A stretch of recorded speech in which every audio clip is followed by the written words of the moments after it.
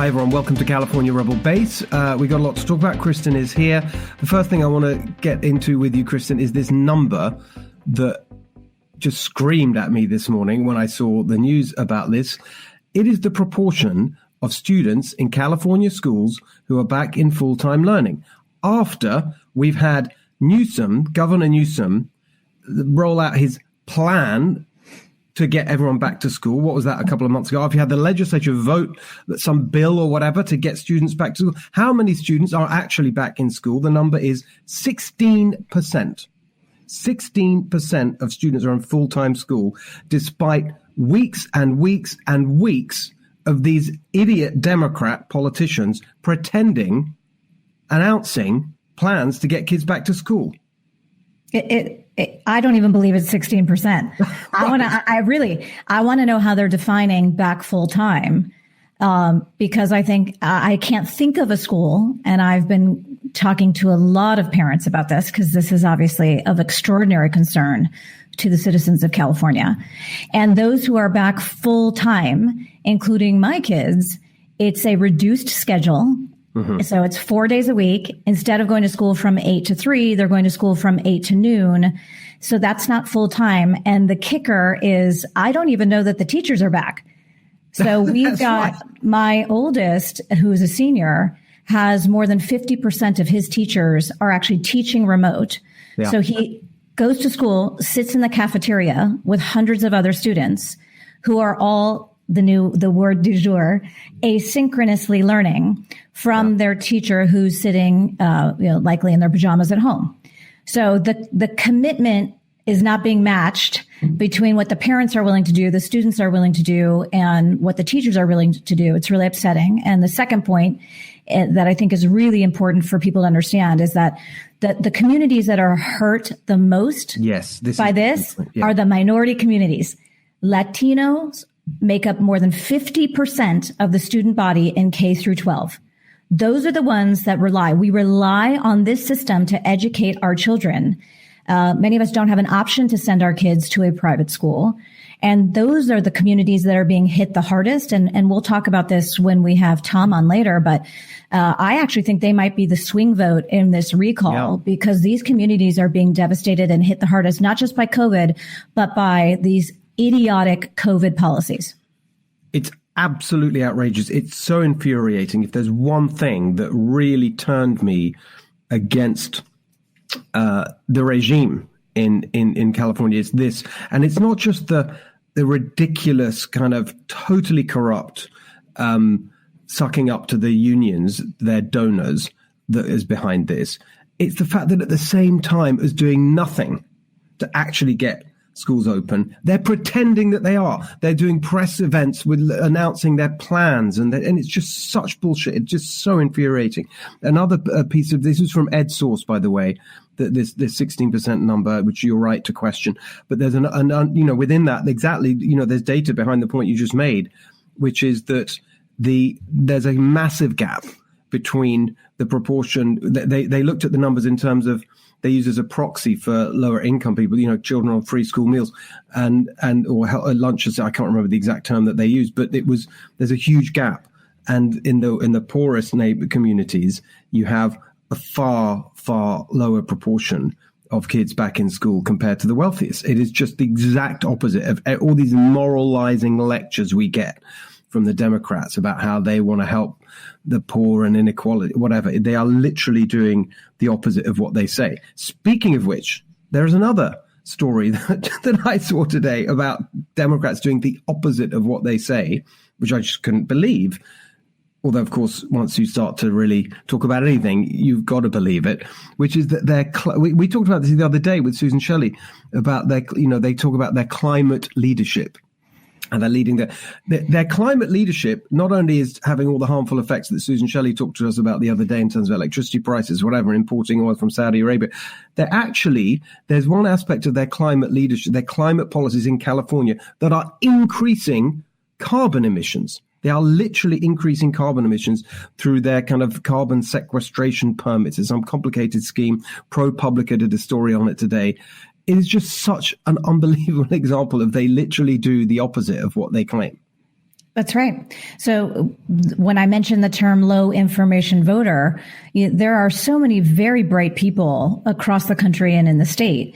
What happens is that a very thin amount of information, and often misinformation, is delivered to these people so that they think that something is being done to fix the issues that they care about. Everybody cares about the climate, and we want to see these carbon emissions lowered. So we feel good when we hear a bill gets passed, a certain amount of money is spent, and then to find out that the system is being gamed shouldn't surprise anybody, but those stories need to be carried as well. So I'm glad we're talking about it, because what happened is, a marketplace was set up between people who need these carbon credits, right? So the people who are going to emit the most carbon, right? The people who are, let's call them anti-environment, because they don't really care, because they found out that all I have to do is I can go buy some credits for someone else, and then I get the fabulous PR of my business is carbon neutral, or we're doing something fabulous for the environment, when really it's all a lie. It's that they're buying credits from other people.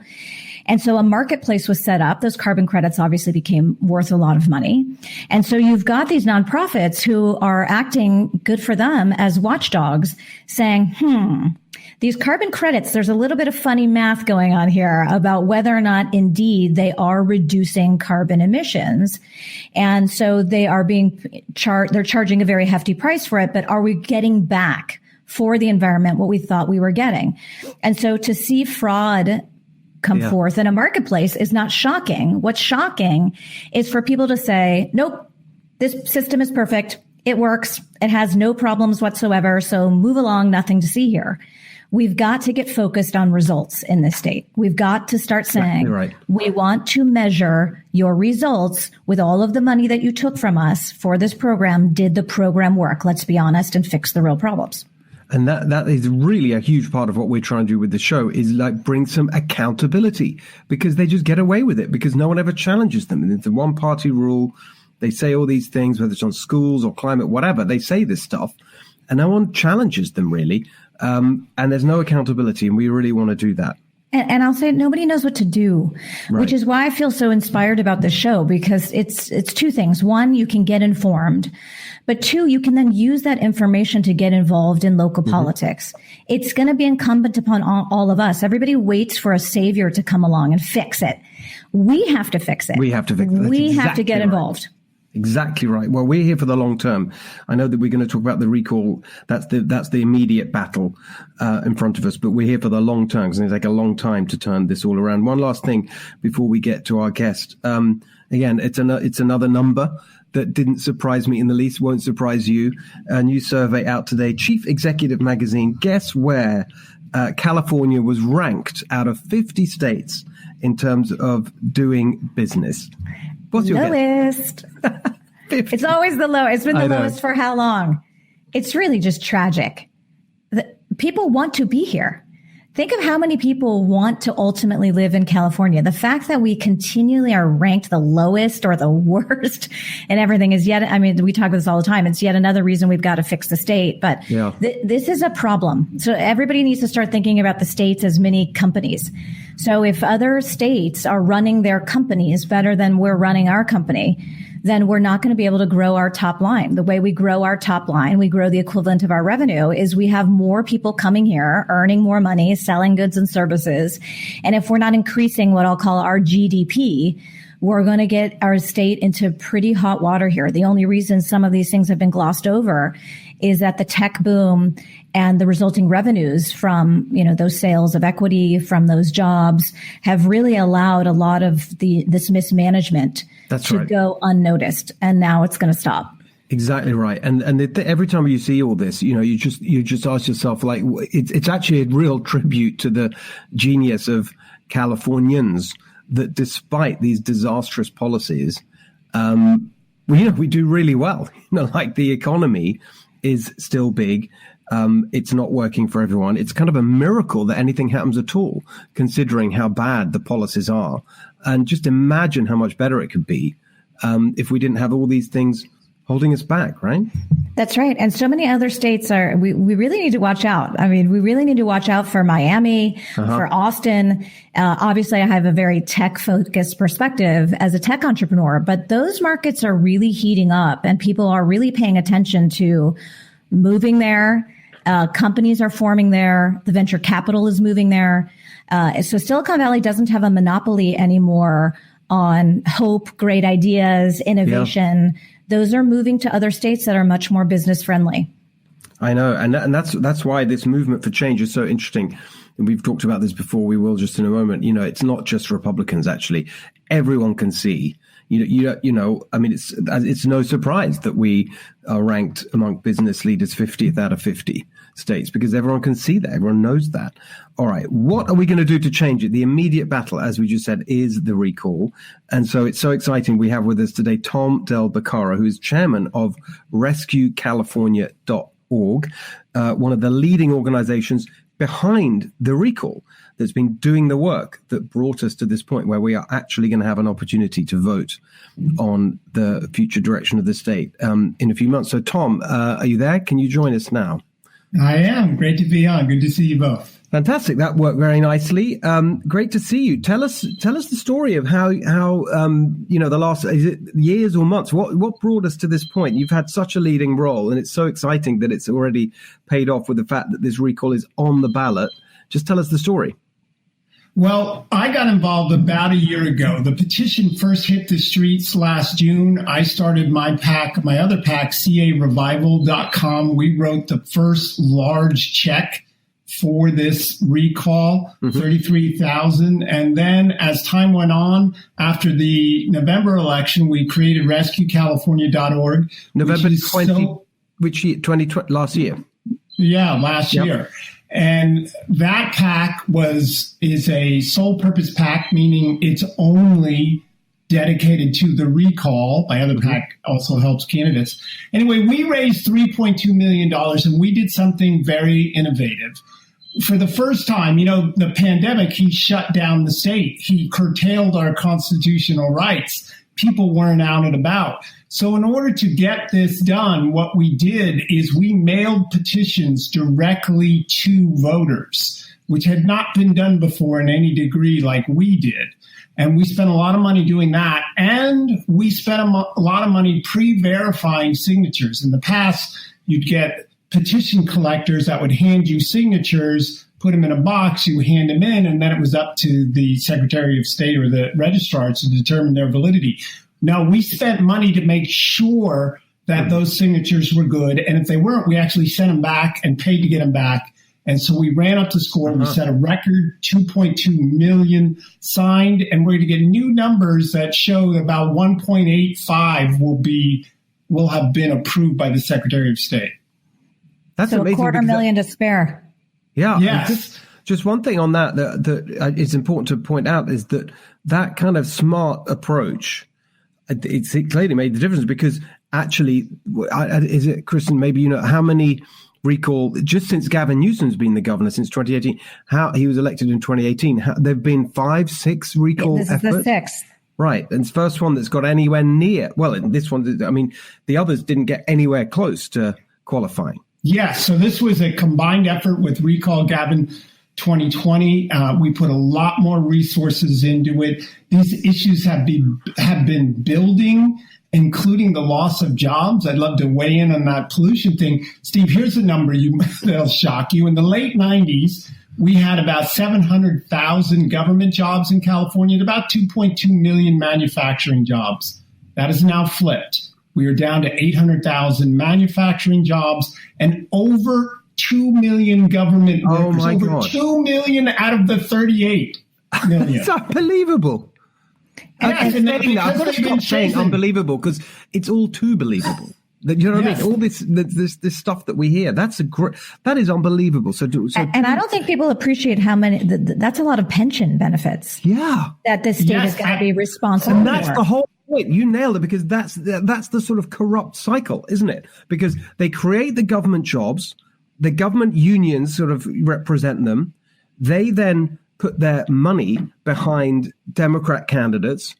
and their activism. It's not just the money. It's not just the donations. We always talk about donations. It's the activism. It's like getting their muscle out on the streets in campaigns.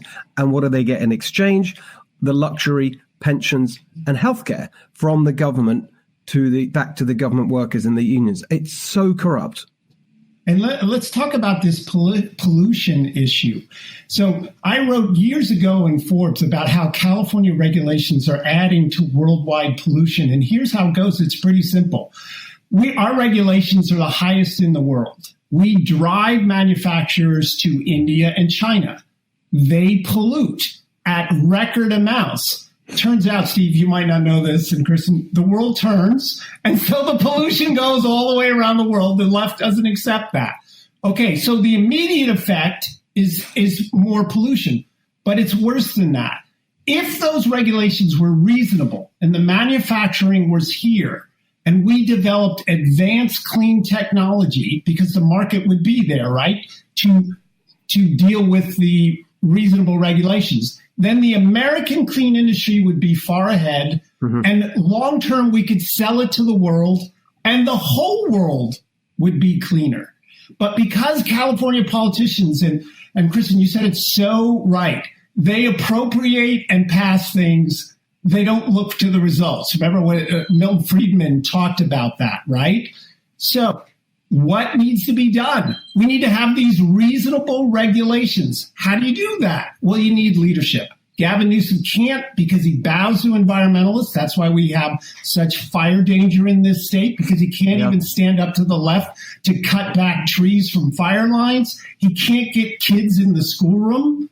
He can't stand up to the unions. He's just not cut out for the job. We need a guy who can, or a gal who can actually stand up.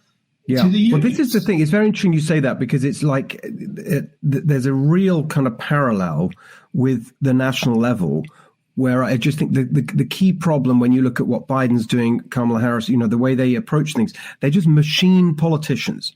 They really don't have a kind of core driving kind of principle to them. It's whatever is politically expedient. You saw that with Kamala Harris when she was in California. Do whatever it takes to advance her career politically. And that's why it's so dangerous, because wherever the pressure comes from, they'll go with that.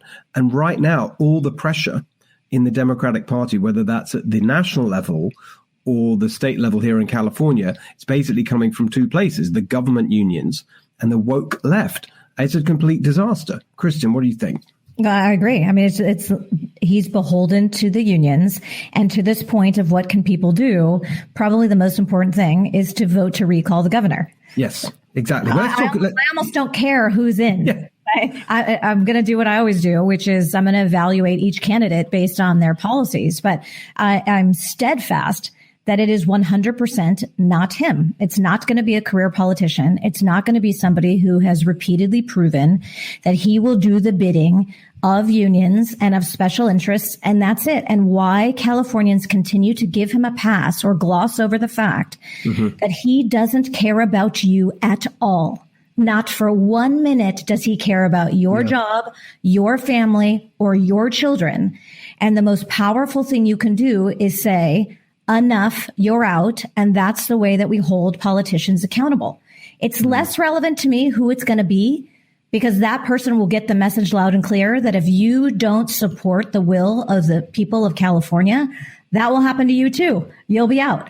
That's the ultimate check on power, is to say you won't have it if you don't use it wisely. Exactly right. Let's get into the mechanics of the recall and get into it. Tom, you've been so focused on it. So there's the two questions on the ballot. Do you want to recall Newsom? And then if so, who do you want it to take over? It's on the same ballot on the same day, but the answers to the second question only come into play if more than 50% say yes on the first question to recall him. And then whoever gets the highest amount, the highest number, you don't need 50%. Someone could, if there's a very divided field, you could win this with 15%. Correct. So let's just talk about the first question, chances of exceeding that 50% to recall Gavin Newsom. The polling I've seen lately seems to be moving in the wrong direction in terms of those who want to see Gavin Newsom recalled. It feels like it's getting worse, not better. What do you think? Well, What are you seeing? The PPIC poll never said they never would have elected Pete Wilson or Duke Mason. It's always been, an establishment Democrat poll. If you want, just for those who haven't heard about it? What is what did you say? Public Policy Institute always skews Democrat. There was a poll yesterday that came out by the McLaughlin Group, who polled correctly in the last recall, and it has it tied at 45% each. Wow. 45 for, 45 against, 10 undecided. That puts it in play. Just before the PPIC poll, there was an amazing Emerson poll, also unaffiliated poll, which said that 58% of registered voters, so we're in California now. Did you say 58? 58% said they don't want Newsom to run again in 2022. That's interesting. That they want him to move on. It's time for someone else was literally, do you want him to run again or is it time for someone else? And 58%, including 30% of the Democrats. In this McLaughlin poll, it was 20% of the Democrats. And here's the reason for this. This shutdown, the wildfires, the EDD, $31 billion that got away, right? Homelessness, which is just constant. He's gutted San Francisco and LA. People don't want to be there anymore. And the school attendance issue, it doesn't ask for your party affiliation. When you lost your small business, your restaurant, your salon, whatever it was, didn't ask your affiliation. He has hurt everyone. And now, since the Florida stats are out, and they've been open since last July, we now know that there was another way to do this. Exactly. And enough people are pushing back because, look, let me tell you a story of a waitress in a restaurant nearby. She's a Democrat. She knows who I am. She knows what I've done. She comes to me and says, are you going to be able to get this guy out? Why? Why would she go against her party? Because she has to feed her kids. Yeah. Okay. The biggest industry hit by this is hospitality restaurants, right? Ask yourself a question. Have you ever met a waitress or a waiter who didn't need the job? No, those tips buy shoes for their kids on the weekend. And his arrogance, whether it's the French Laundry or his methodology of doing things from Sacramento and not inviting people in, all these things show the arrogance and the Kristen, you were saying he doesn't really care about these people. Of course he doesn't. His benefactor, his patron is the Getty family. He's got Nancy Pelosi this is a guy who thought he was going to take a straight line to the presidency. That's and right. I assure you, one of the reasons why I took chairman of these two PACs and raised this $3.2 million is I don't want him to be president. It's bad enough Kamala Harris is now a mind beat and a heartbeat away from the presidency. But Gavin Newsom, no. All right. So so much as I just one quick thing I want to say, which is that the things that were so enraging, the French Laundry, of course, and we use that as shorthand, and people say, oh, hypocrisy. It was worse than hypocrisy. It's a deeper point, because what it really showed is that he didn't believe his own crap that he was pushing on everyone else. Because if he really believed what he and the other people, his regime was saying, which is if you don't wear a mask, if you go to a restaurant, if you hang out with other people from a different household, you're literally putting lives at risk, which is what the message was. If he really thought that, he would never have done it. He doesn't, however bad he is, we don't think he wants to sort of deliberately kill people, right? So what it revealed was that the whole thing was bullshit. That is theater. Exactly. And then he lied about so it. enraging. And then lied about it. The second thing was the school aspect, where he did this thing where, first of all, everyone else's school is shut down. And I think since September, his own kids were back in in-person education last September in the private school. And then he had the nerve, I don't know, when was it, January? I can't remember exactly when, sort of going about, oh yeah, we're so, in our family, we've had the sort of stress of the Zoom education, whatever. No, you haven't. Not like everyone else, because your kids have been back in school for months when he Another said that. lie. Absolutely outrageous. And keep this in mind. There's many, many private schools where the kids are in school. There is no evidence that there was spreading or some exactly right thing that happened. Zero. So all these public schools sitting at home and these kids not going to school, and then the teachers, the LA union demanding childcare for their teachers before they go back to school. I'm sorry, did the nurses and the doctors who were on the front line? Grocery store workers, the whole thing. I want to get back to, just because you're really in the thick of it, to the kind of the recall, the election, the mechanics of that. I just want to note that that's that figure you gave us, the 58% in the Emerson poll, the less biased one, which said that the 58% of registered voters want Newsom to move on and not get re-elected next year when the next scheduled election. That's a really good. Often I found in my experience in politics, those kinds of questions that reveal the preference, the underlying preference, are actually a better indicator of voting intention sometimes than the direct question. So that is really interesting. I hadn't heard that. Let's talk about this strategic question. Kristen, you were saying, well, I don't really care who it is as long as it's an outsider. I want to just talk about the candidates we've seen so far. What do we think of them and the kind of relationship between the strength of the field that's declared as an alternative to Newsom and the chances of getting the 50%? People say Newsom is safe if people look at the people who are running and say, yeah, I don't really take any of them seriously as an alternative, so I'll stick with him. So far, we've seen, by far the biggest name we've seen jump into this race is Caitlyn Jenner. I watched her on Hannity on Fox News for an hour.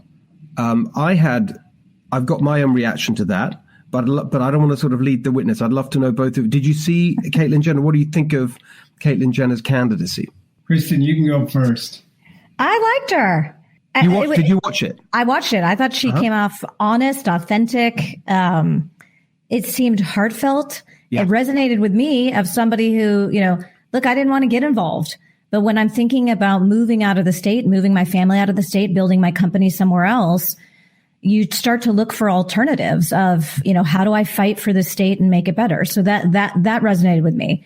I will confess that when I first heard she was running, I had a huge eye roll. You got to be kidding me, which is exactly what I thought when I heard Trump was running, right? So we all have to sort of suppress that and say, let's listen to what these candidates actually stand for. Yep.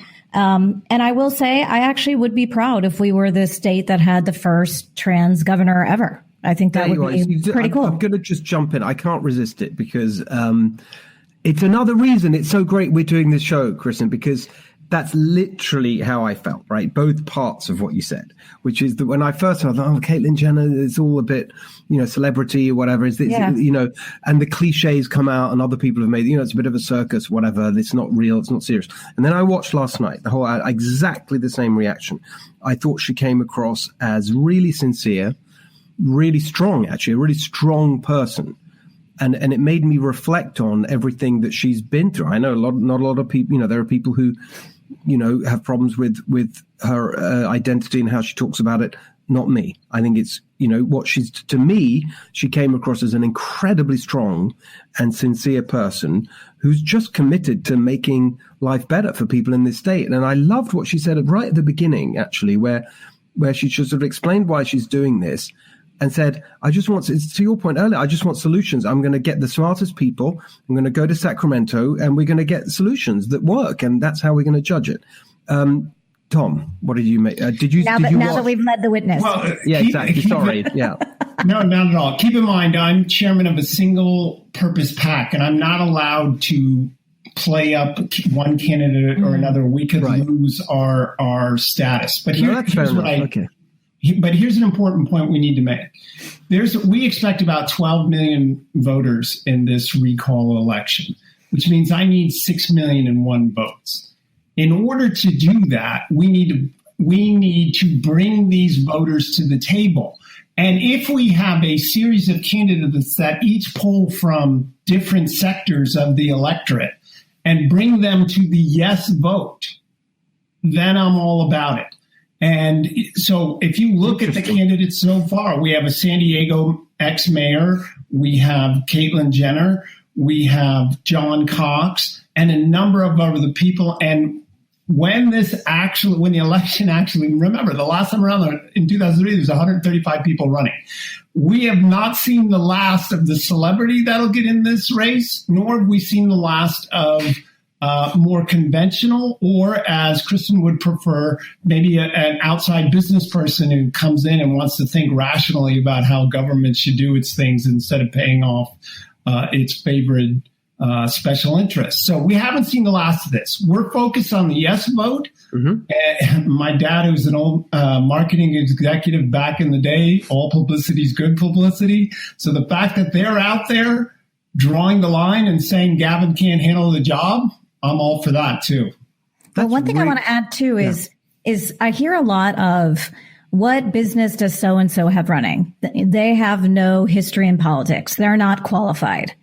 I think we've all seen enough of the people who are supposedly qualified to run and the job that they do. So I do think there's an openness, or at least there should be, to let's get smart people in there who actually aren't beholden to any of these special interests, who do have a record of success, and success can take many forms. And one of the things I thought that was great about Caitlin last night was her talking about, winning, right? And part of winning is surrounding yourself with the right people who push you to be that much better because they teach you things you didn't know. And there was a humility in saying, yeah, I agree with that. I don't know everything. So I'm going to go find the best and brightest on each of these topics, and I'm going to surround myself with smart people. I know I'm a good decision maker, and I know I have the will to win, and I know I have the will to fix things. And I think that's actually a great recipe for somebody who could be a good leader. Not saying the other ones don't have it. Mm-hmm. I just happened to see her last night. So I haven't agree with heard you. as That's much exactly how I would put it. I'm not judging the others, but that's exactly what my takeaway was. And I come back to that strength point, because actually to fight these special interests, to fight these entrenched, remember that, you've got the legislature to deal with. The governor can't just sort of wave a wand and figure everything else out. You've got the government unions, all these kind of forces tying things back to the kind of politics and policies of failure. To fight all that, you need strength of character is like a really big part of it. And I just want to sort of note that really the point you made, Tom, is like really smart, actually. And I hadn't thought of this, which is I've heard people say, oh, it's a nightmare because the Republican vote or the anti-Newsom vote is, and actually that's an important distinction. The anti-Newsom vote is split. You've got all these candidates, there'll be more candidates and so on. You're saying, actually, that's not a problem because each of them has a constituency. And if they get their constituency mobilized and energized, and come and vote yes on the first question in order to back their candidate on the second question, that's good, because that just adds to the number of votes for yes, and that's all good.